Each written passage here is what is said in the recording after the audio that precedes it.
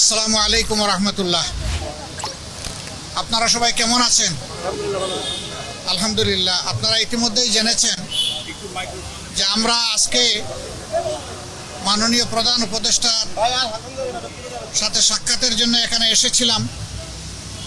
উনি এবং ওনার সঙ্গে অন্যান্য সম্মানিত উপদেষ্টা মণ্ডলী সেখানে ছিলেন, প্রেস উইংয়ের লোকেরাও ছিলেন।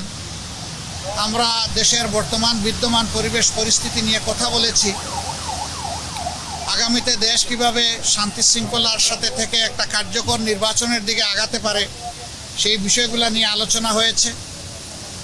এবং দেশ আমাদের সবার, জাতি ধর্ম দলমত নির্বিশেষে সবাই মিলেমিশে জাতীয় ঐক্য কীভাবে আরও সিমেন্টেড করা যায়, প্রশাসনে আরও কীভাবে গতি আনা যায়, এই সমস্ত বিষয় নিয়ে আলোচনা হয়েছে।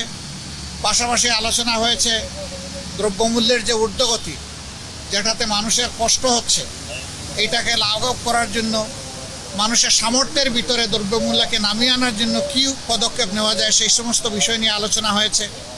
আগামীতে রমজান মাস আসছে, এইটাকে সামনে রেখে অসাধু ব্যবসায়ীরা যাতে বাজারে কৃত্রিম সংকট সৃষ্টি করতে না পারেন, এই সমস্ত বিষয়ে আমরা পরামর্শ করেছি।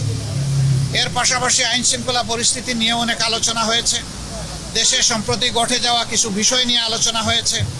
এই সকল আলোচনায় আমরা একমত হয়েছি যে দেশবাসীকে সাথে নিয়েই দেশকে সামনের দিকে এগিয়ে নেওয়ার চেষ্টা করতে হবে। আর দেশের স্বার্থবিরোধী কর্মকাণ্ডে যারাই জড়িত থাকবে তাদেরকে অবশ্যই আইনের আওতায় আনতে হবে।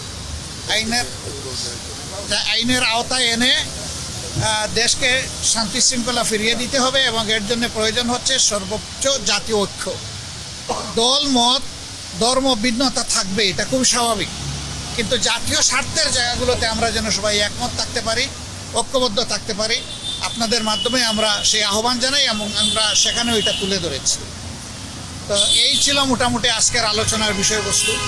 আমরা শুধু ইসকন না, আমরা বলেছি জাতীয় স্বার্থের বিরুদ্ধে যারাই যাবে তাদের ব্যাপারে পদক্ষেপ নিতে হবে। জাতীয় ঐক্যের কথা তো অবভিয়াসলি এসেছে এবং আমাদের উদ্বেগ নিয়েই তো আমরা আলোচনা এখানে বসেছি। সেই উদ্বেগ ওই অর্থে নয় যে হায় হায় দেশ বলে গুল্লায় গেল, বিষয় তা না।